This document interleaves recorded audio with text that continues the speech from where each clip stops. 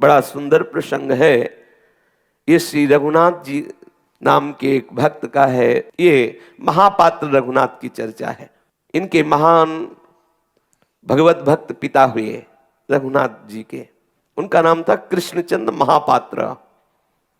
ये धनी मानी थे, खूब वैभव था और ये सदैव संतों की सेवा करते रहते थे। भगवान की कृपा से श्री कृष्णचंद्र महापात्रा के यहाँ रघुनाथ नामक एक बालक का प्रादुर्भाव हुआ।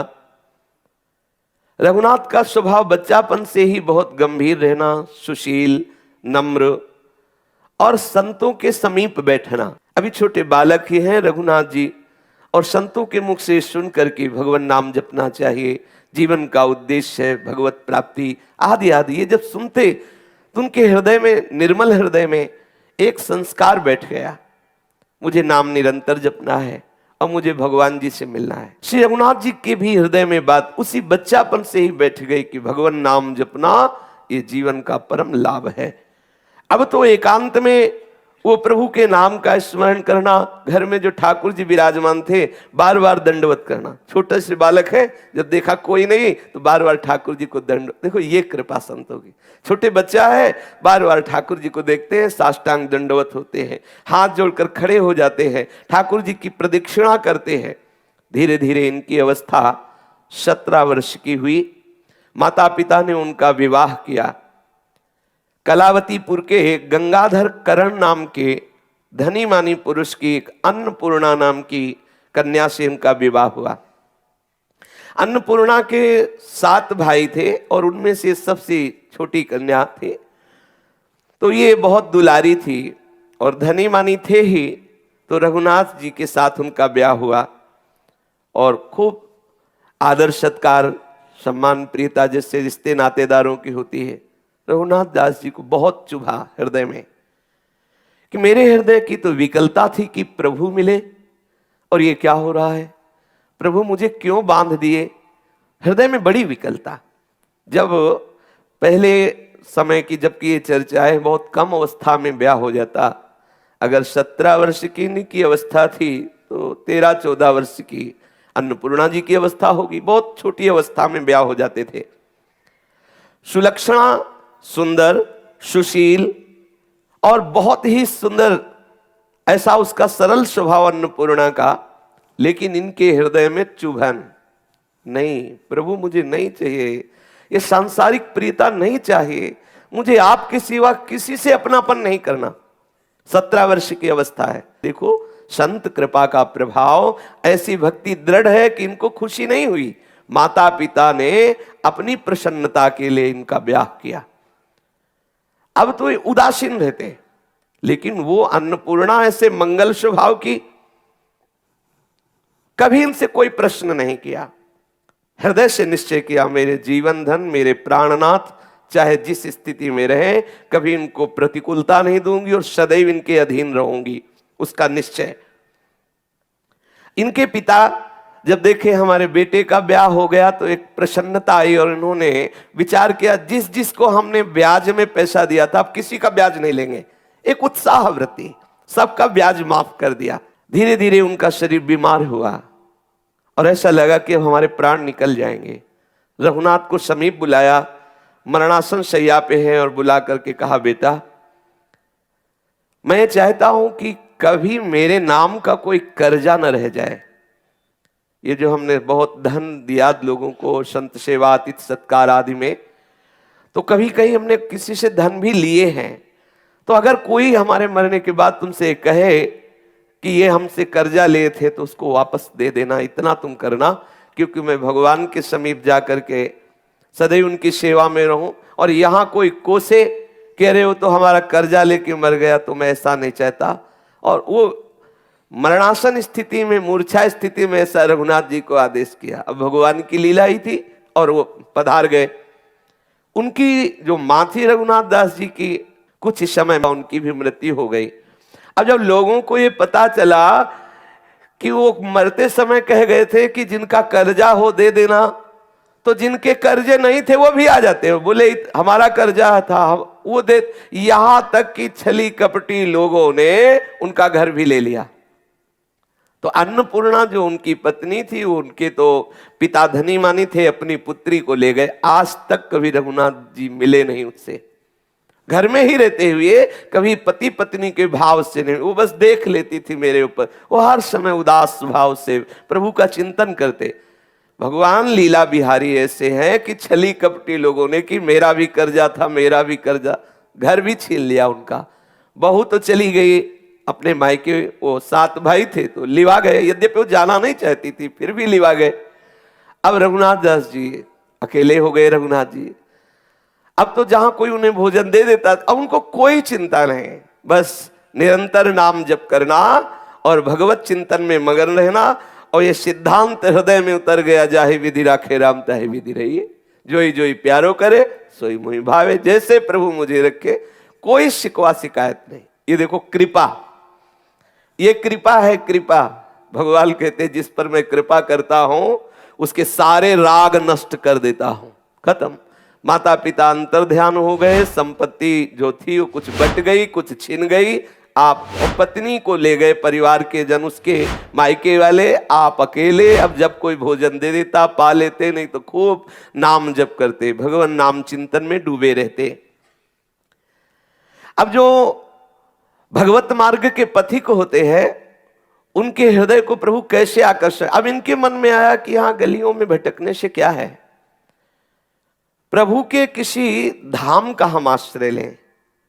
विचार किया नजदीक कौन धाम पड़ता है, तो कलावती से नजदीक पड़ते थे जगन्नाथपुरी। विचार किया मैं जगन्नाथपुरी जाऊं, वही ठाकुर जी की जूठन पाऊं और अपना जीवन व्यतीत करूं। ऐसी भावना से वो भगवान नाम जप करते हुए भाव में भर करके पुरी के लिए चले, नीलाचलपुरी श्री जगन्नाथ धाम। और वहां जाकर के मंदिर में साष्टांग दंडवत किया और बस दरवाजे के में जो भिक्षुक जन खड़े रहते थे वहां जो उनको मिल जाता उसी से उदर पोषण करते। अब प्रभु से खड़े खड़े दरवाजे पे प्रार्थना करते, प्रभु मैं अनाथ हूं, न मेरे माता है न पिता है और ना मेरे कोई भाई है, ना कोई मेरा मित्र है जीवन में, और ना मैंने आज तक किसी को अपना माना है। प्रभु आप मेरे हो, स्वीकार कर लो।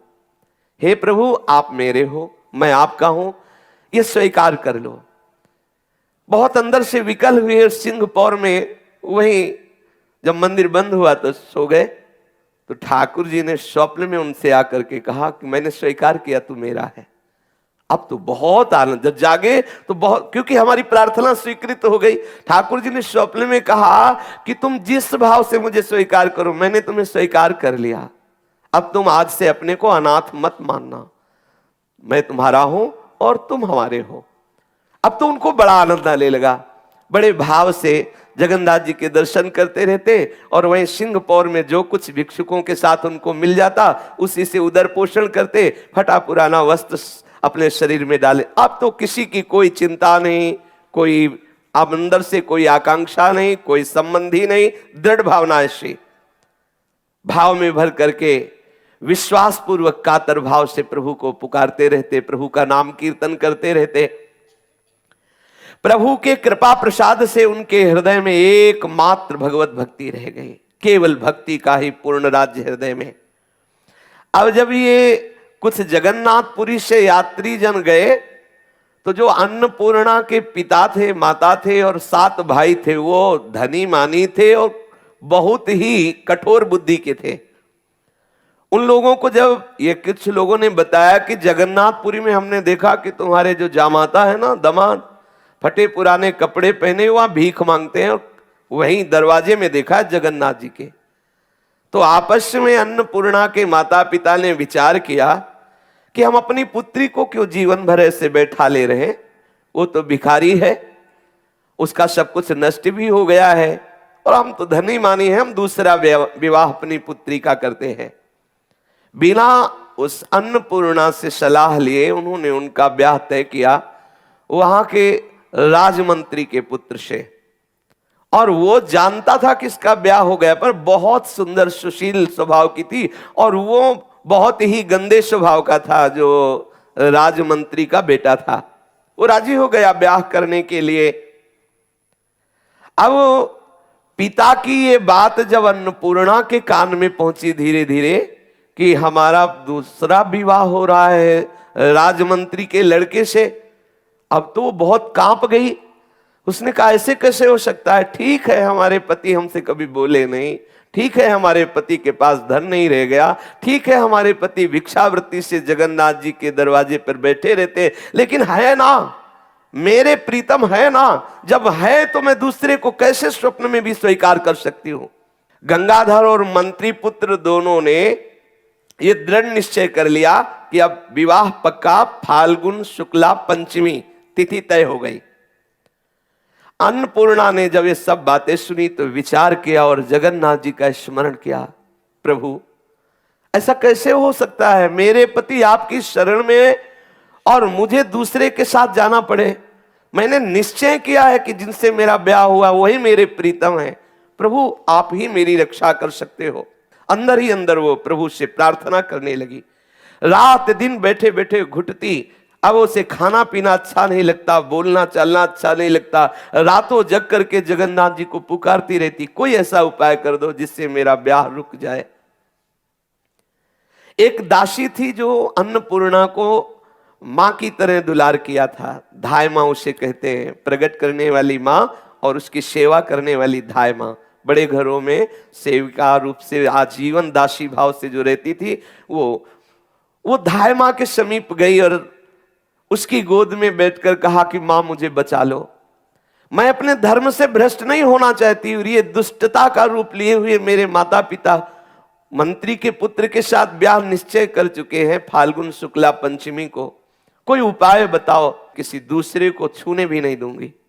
धाय मां ने कहा बेटी तू चिंता मत कर, मैंने तुझे पाला पोसा है, कोई न कोई नीलाचल नाथ जगन्नाथ जी महाराज कोई न कोई उपाय जरूर करेंगे, आप तो निश्चिंत रहे। दासी एक दिन विचार करते हुए निकली और मोहल्ले में पता लगाया, बहुत बड़ा नगर था कलावती, मोहल्ले में पता लगा कोई जगन्नाथपुरी जा रहा है क्या, तो उसको पता लगा कि कुछ लोग जगन्नाथ जी के दर्शन करने जा रहे हैं। वो आई और अन्नपूर्णा से कहा कि बात बन गई, जगन्नाथ जी के दर्शन करने अपने ही मोहल्ले के कुछ भगत लोग जा रहे हैं, आप एक पत्र लिखो और वो पत्र रघुनाथ जी को ढूंढ कर दे देंगे और वो आ जाएंगे तो ब्याह रुक जाएगा। वो रोक सकते हैं, वो तुम्हारे पति हैं, वो आ जाएंगे तो अपने आप समाज है, समाज सब साथ हो जाएगी और तुम्हारा ब्याह रुक जाएगा। उसने एक पत्र लिखा, हे प्राणनाथ, हे जगन्नाथ, मैं आपको प्रणाम करती हूं, मेरे प्रीतम आपकी ही शरण में है, मैं उनकी दासी हूं। आगामी फाल्गुन शुक्ला पंचमी के दिन राजमंत्री के पुत्र के साथ मेरा विवाह होना निश्चित किया गया है। यदि आपने कृपा न की और आकर के विवाह न रोका, अपने पातिव्रत धर्म से मैं विचलित नहीं होने वाली, समय तक आपकी बाट देखूंगी, यदि आप आए नहीं प्राण त्याग दूंगी। अन्नपूर्णा ने दासी के हाथ में, धाय मां के हाथ में पत्र दिया। धाय मां पत्र लेकर के उनके पास गई जो पूरी दर्शन करने जा रहे थे, हाथ जोड़ करके कहा कि ये पत्र उनको देना है, सुना है कि वो सिंहपौर में दरवाजे पर रहते हैं भिक्षुक वेश में, उनका रघुनाथ नाम है, ये पत्र उनको आप दे देना, बहुत कृपा होगी, किसी का जीवन बच जाएगा यदि आप पत्र वहां तक पहुंचा देंगे। वो भक्त हृदय उन लोगों ने कहा आप चिंता मत करो, जगन्नाथ जी के दर्शन करके अब हमारा दूसरा कार्य यही रहेगा, रघुनाथ जी को खोजना, कहीं भी जगन्नाथपुरी में है तो जब तक वो मिलेंगे नहीं, उनको पत्र नहीं दूंगा तब तक वापस नहीं आऊंगा, आप चिंता मत करो। बड़ी सहानुभूति प्रकट की, उन लोगों ने भरोसा दिया और वो पुरी के लिए रवाना हुए। माघ महीना के शेष होते होते वो पुरी पहुंच गए। कई दिनों तक दर्शन करके वो खोज करते रहे, क्योंकि कुछ समय के लिए रघुनाथ दास जी वहां आते और जो कुछ मिलता लेते और एकांत में समुद्र किनारे बैठ करके भगवान नाम जप करते। तो एक दिन अकस्मात मंदिर के सिंह पौर पर उन्होंने देखा फटे पुराने वस्त्र, मलिन वेश और ओठ हिल रहे हैं, भगवान नाम चल रहा है। पूछा तुम्हारा रघुनाथ नाम है? उन्होंने कहा जी। तो उन्होंने कहा तुम्हारे पत्नी ने पत्र दिया है। विचार किए कि जगन्नाथ जी के सिवा मेरा तो कोई है नहीं, पर अगर वो जगन्नाथ धाम में पत्र भेजा है तो जगन्नाथ जी के लिए ही है, इस भावना से ले लिया और पहले प्रभु को अर्पित किया। ऐसे देखो प्रभु ये पत्र आया है। फिर उन्होंने पढ़ा पढ़ते ही चित्त व्याकुल हो गया, क्योंकि मेरी पत्नी इसलिए व्याकुल नहीं हुआ। एक जीव जो इस शरीर से संबंध मानता है और यह शरीर प्रभु का शरणागत है और वो आत्महत्या कर लेगा, इस बात से वो व्याकुल हो गए। और अब फाल्गुन शुक्ला पंचमी के केवल 10 दिन शेष रह गए हैं, और पुरी से अगर पैदल चला जाए तो 1 महीना का रास्ता है, पहुंच नहीं सकता। अगर हम भागें भी तो नहीं पहुंच सकते, और वो शाम तक आत्महत्या कर लेगी अगर उस तिथि को ना पहुंचे। क्या करूं? थोड़ी देर विचार करने लगे, फिर एकदम प्रसन्न हुए। जो जगन्नाथ जी चाहेंगे वही होगा। पत्र हमने उनको दिखा दिया। मनोरथ कल्पद्रुम तो जगन्नाथ जी हैं, कृपा सागर हैं, विपत्ति नाशक हैं, उनको जैसा उचित होगा वो करेंगे। एकदम निश्चिंत हो गए। थोड़ी देर के लिए चिंता बड़े बड़ों के हृदय में आ जाती है। निश्चिंत हो गए रघुनाथ जी, जगन्नाथ जी जाने, और भगवत स्मरण करने लगे। सर्वांतर्यामी सर्वसमर्थ कर्तुम अकर्तुम अन्यथा कर्तुम, प्रभु से कोई बात छिपी नहीं और कोई बात ऐसी नहीं जो पूर्ण न कर सके। सिंह द्वार पर चिथड़े में लिपटे हुए भगवान नाम स्मरण करते हुए वो सो गए रात्रि में। शरणागत वत्सल भगवान जगन्नाथ जी ने लीला रची। कलावती पुरी जो गंगाधर करण जी जहां रहते थे उसी दरवाजे पर आंख खुली श्री रघुनाथ जी की। जब जगे सुबह तो अब सिंहपौर में सोए थे और सीधे वहीं, उनके लिए कुछ दुर्लभ है। रघुनाथ जी की आंख खुली तो देखा कि यहां तो सिंहपौर नहीं, ये तो जगन्नाथ जी का मंदिर नहीं, प्रभु सर्वाश्चर्य में है। आंख खुलते ही देखा कि ये किस ग्राम में आ गए, कौन से, अब ब्याह जब हुआ था तब गए थे, कभी दोबारा ससुराल गए नहीं, दूल्हा बन के गए थे तो ऐसा कुछ खास याद नहीं था। तो लोगों से पूछा कि ये जगन्नाथपुरी तो है नहीं, और स्वप्न में हूं नहीं, जागृत हूं, ऐसे छू के देखा कि जाग रहा हूं। ये है कौन सा नगर और ये किसका महल है? आप बताने की चेष्टा करें तो लोग कहते तुम पागल। पहले लोगों से पूछते, मैं जाग रहा हूं ना, तो लोग वो समझते, कहते कि भाई तुम जाग रहे हो। हाँ, बोले जगन्नाथपुरी है कि नहीं? बोले ये जगन्नाथपुरी ये कौन सा शहर है, क्योंकि एकदम रातों रात सब हुआ।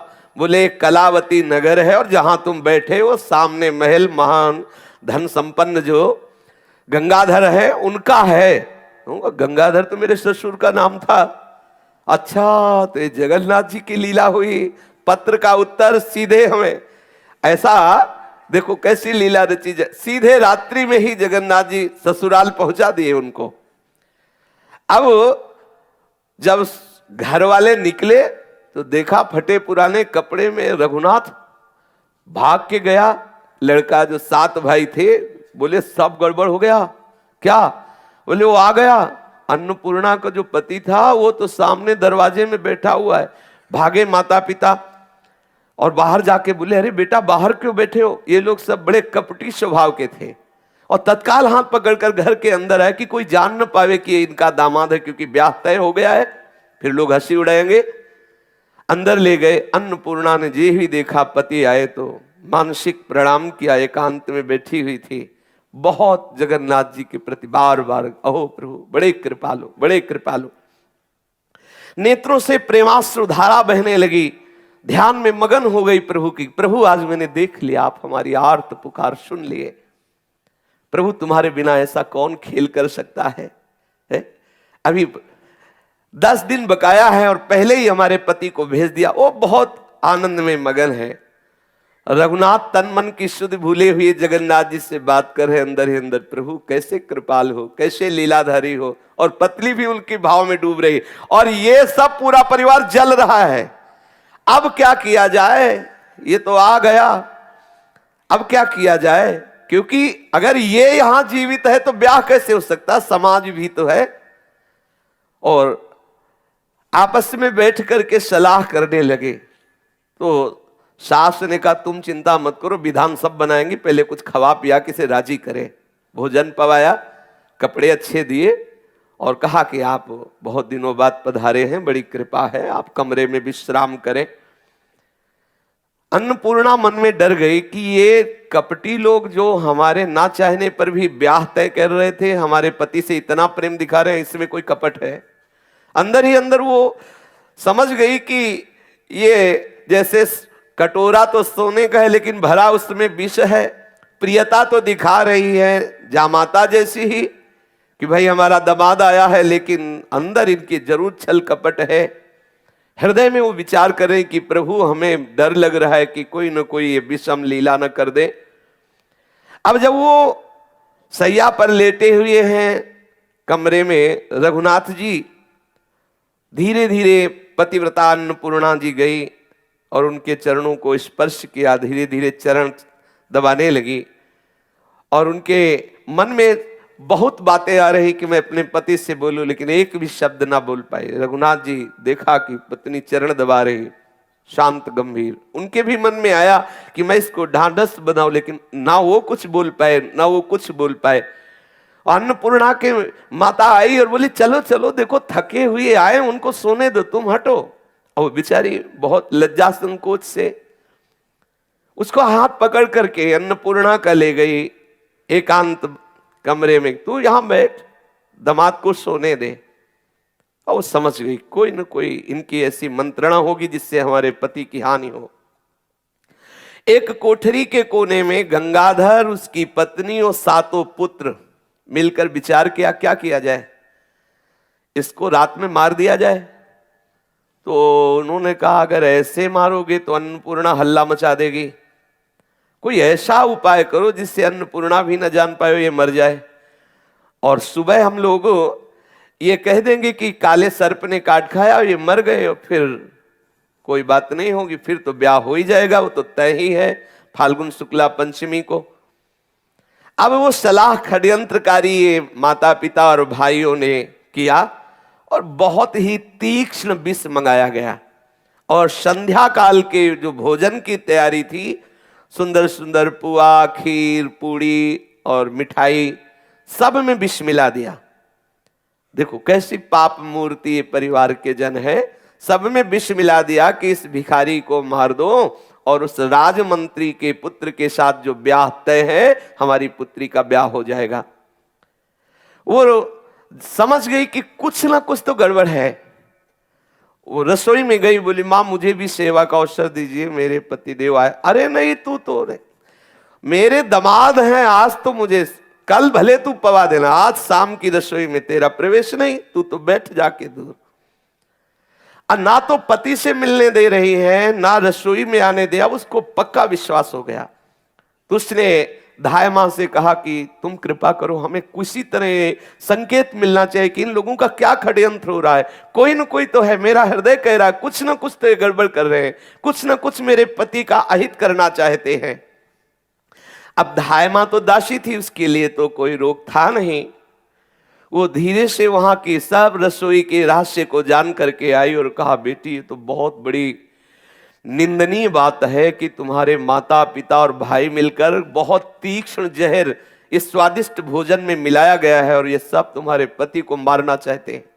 अब तो घबरा गई, हिम्मत की कि जो कुछ भी हो पति के प्राणों की रक्षा करनी चाहिए। गई, दौड़ पड़ी उसकी माँ, रसोई में प्रवेश होते ही रोक दिया, अरे तुम क्यों आ रही हो? तो उनका माँ मेरी भी इच्छा है, कुछ ना कुछ तो मेरी भी सेवा लगे ना, मेरे पति आए हैं, मेरी इच्छा है ना ना।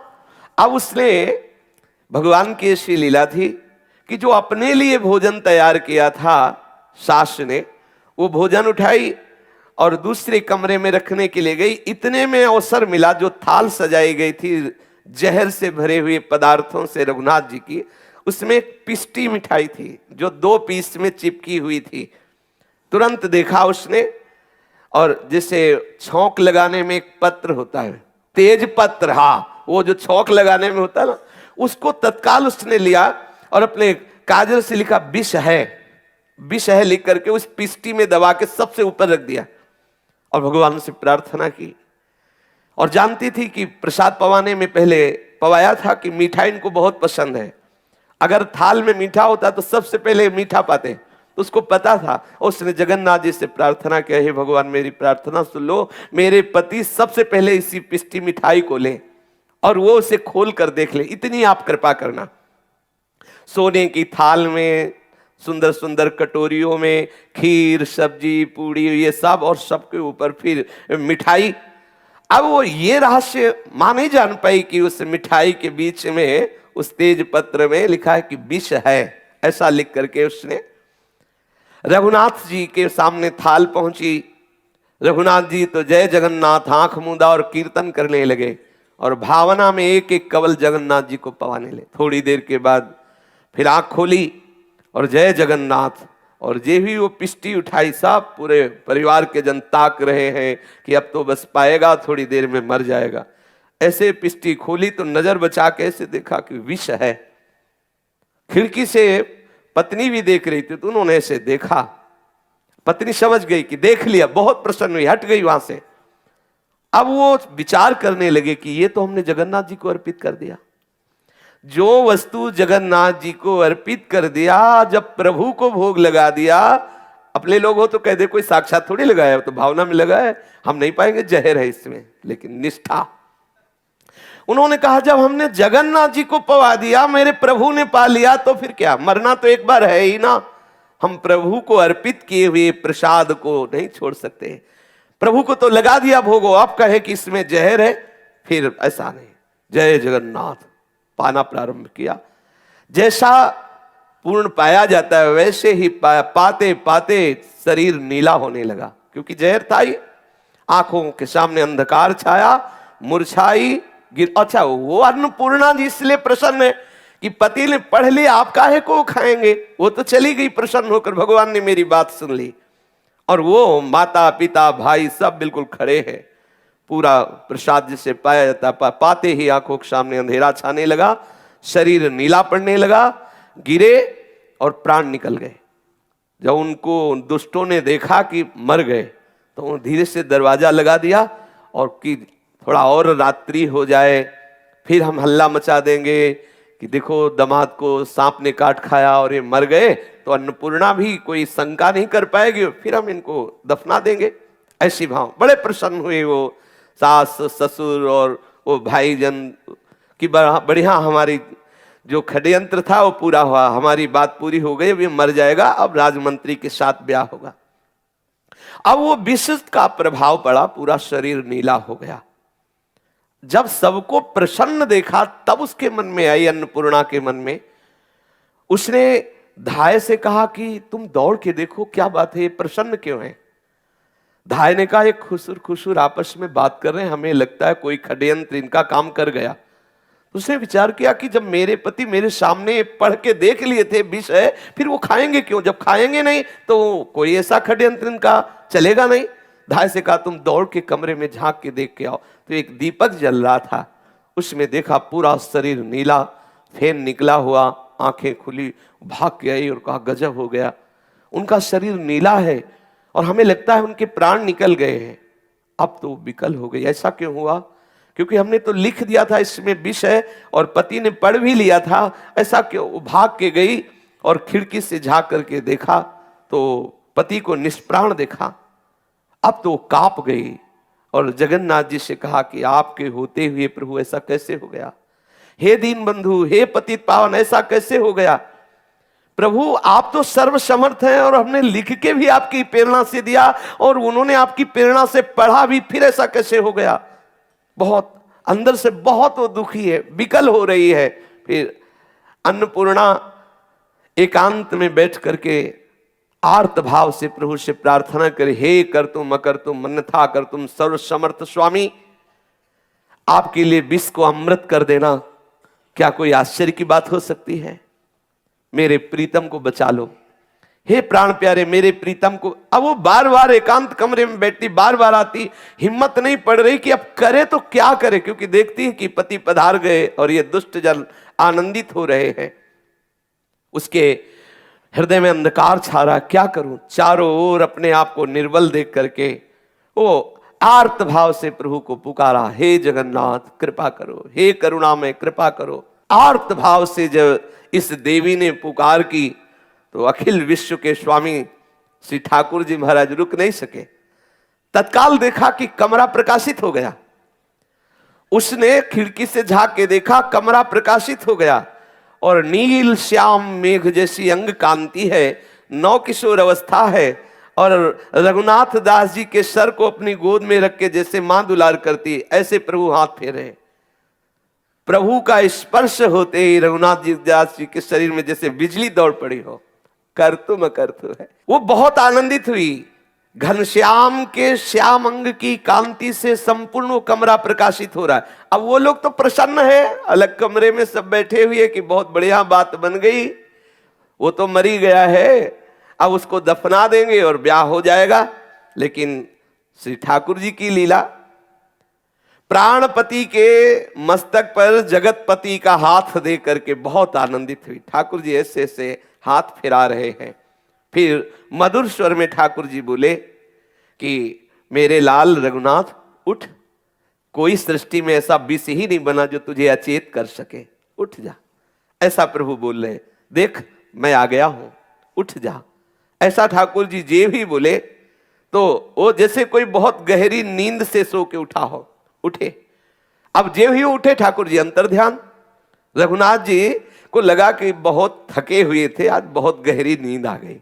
अब वो पतिव्रता बहुत प्रसन्न हुई, बस हट गई वहां से कि कोई जान न पावे, एकांत में गई।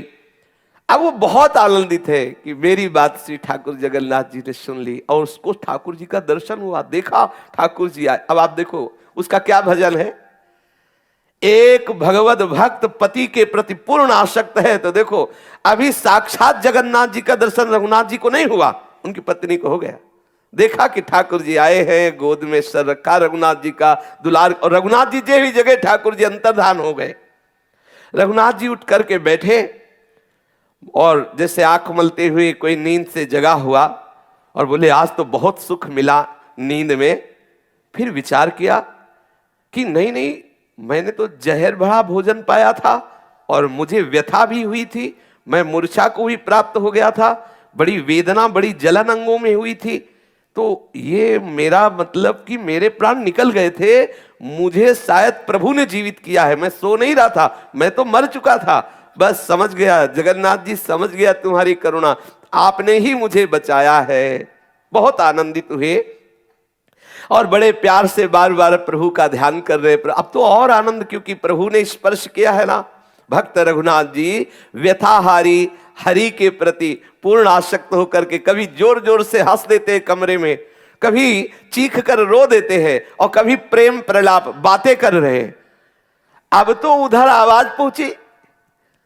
अब वो सो षड्यंत्रकारी 7 भाई और उसकी मां और उसके पिता ने सोचा कि कमरे से हंसी की आवाज कैसी आ रही, वो तो मर गया था। भागे, जब भाग के आके देखा तो बावरे से कभी जगन्नाथ जी के ध्यान में हंस रहे, कभी रो रहे, कभी प्रेम। उनको लगा अरे, बोले नकली जहर था क्या? बोले नहीं नहीं, जहर तो असली था, फिर ये बच कैसे गया? अब तो हृदय में उनके भय समा गया। अब गंगाधर, उसकी स्त्री, 7 लड़के भयानक चिंता में जलने लगे कि अरे ये तो मरा ही नहीं। इन दुष्टों ने देखो विचार करके जहर दे दिया। जब देखा कि जहर का तो कोई प्रभाव नहीं, अब वो तो कांप गए, बाहर से झांके, अब तो उनका हृदय जलने लगा। अब क्या करें?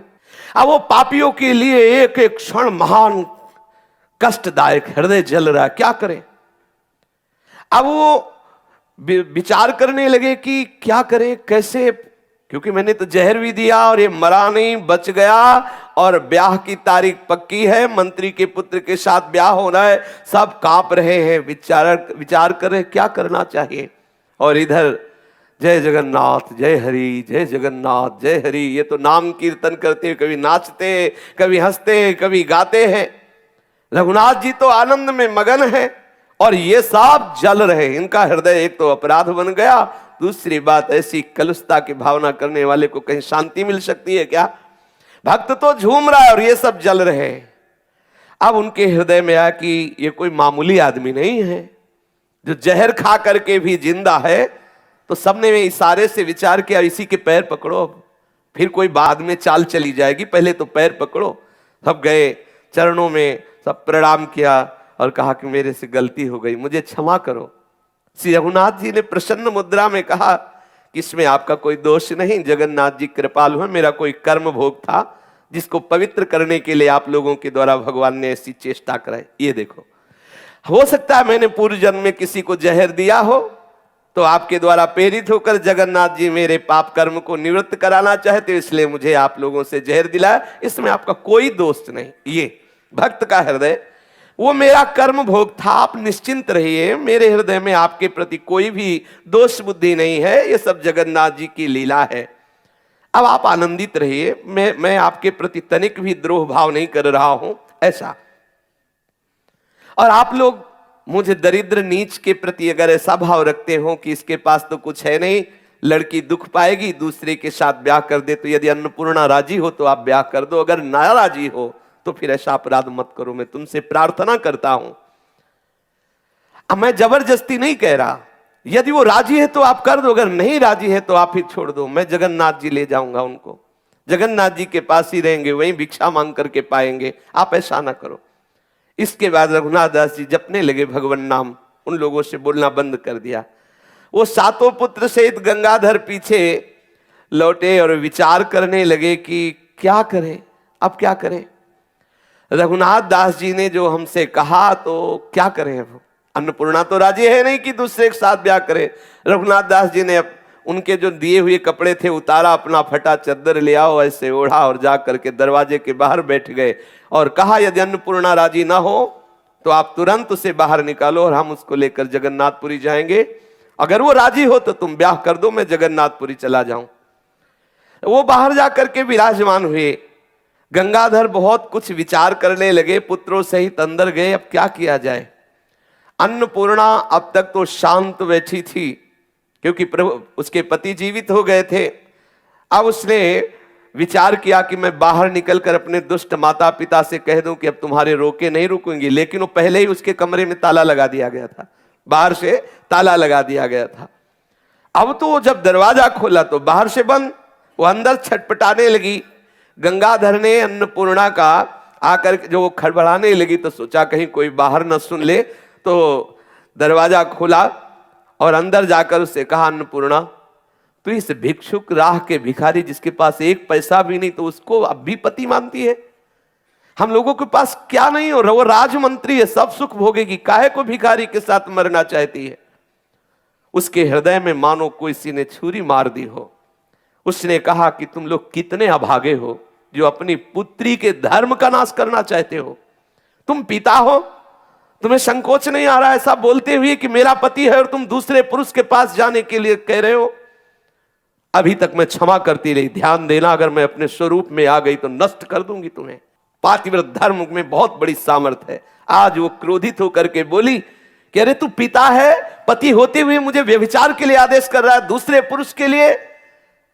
अगर मैं अपने स्वरूप में आ गई तो तुम सबको भस्म कर दूंगी, नष्ट कर दूंगी। कांप गए, पूरे परिवार के जन कांप गए। अब वो हाथ कांपते हुए जोड़ रहे हैं और कह रहे मुझे क्षमा करो। अब तो एक ही उपाय दिखाई दे रहा है, किसी तरह इसको घर से निकालो, अपने पति के पास जाए। नहीं ऐसा, इतना उसका विकराल रूप देखा, दैवी शक्ति से संपन्न उन लोगों को लगा कि मैं भस्म हो जाऊंगा, हम सब नष्ट हो जाएंगे। उसने हाथ जोड़ करके कहा, बेटी तू अपने पति के साथ जा।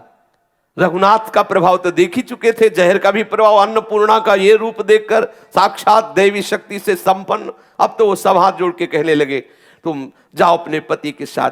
गंगाधर ने कुछ प्रसन्नता प्रकट करने के लिए अन्नपूर्णा को कहा कि ये धन ले लो। उन्होंने कहा मुझे नहीं चाहिए, तुम्हारा एक कौड़ी धन नहीं चाहिए।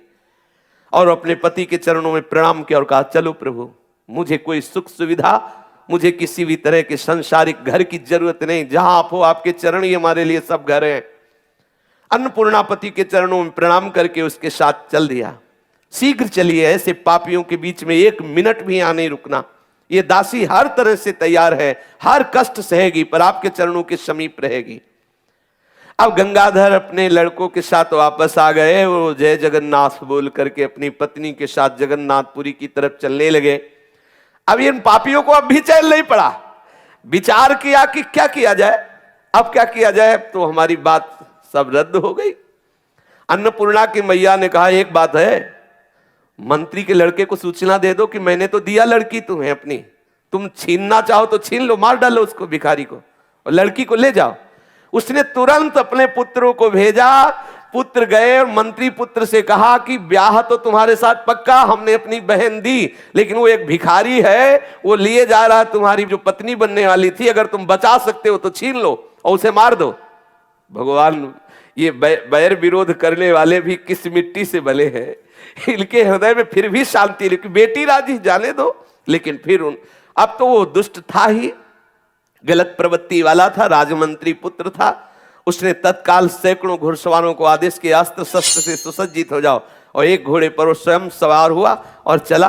अब घुड़सवारों की चाल और पैदल की चाल, नगर के बाहर ही देखा कि वो आगे जा रहे हैं पत्नी को लिए हुए रघुनाथ जी। घोड़ों की टाप सुनकर के अन्नपूर्णा पीछे मुड़ के देखा तो सैकड़ों घुड़सवार और वो राजकुमार, वो देखते ही डर गई और चिल्लाकर कहने लगी, ये नीच बदमाश लोग आ रहे हैं, प्रभु कैसे रक्षा करोगे मेरी। अब वो चीख के राजकुमार बोला, ए भिखारी, इस सुंदरी को छोड़ो, इस पर मेरा अधिकार है और मैं तुम्हें अभी नष्ट किए। रघुनाथ ने पीछे मुड़ के देखा कि तो नजदीक ही आ गए। वो भक्तों का तो एक ही आश्रय है प्रभु।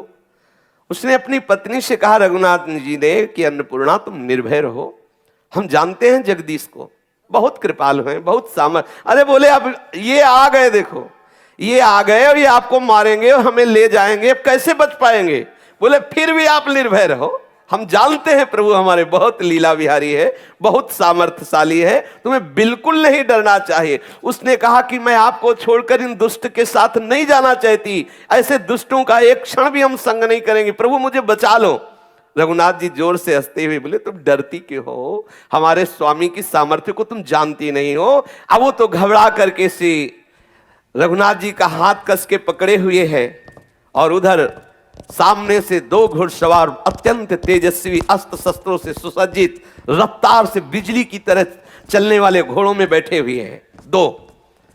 वो नजदीक आए, इधर रघुनाथ की तरफ एक घुड़सवार, इधर एक घुड़सवार, कहा तुम चिंता मत करो, मैं तुम्हें देखकर ही समझ गया कि तुम विपत्ति में फंसे हुए हो।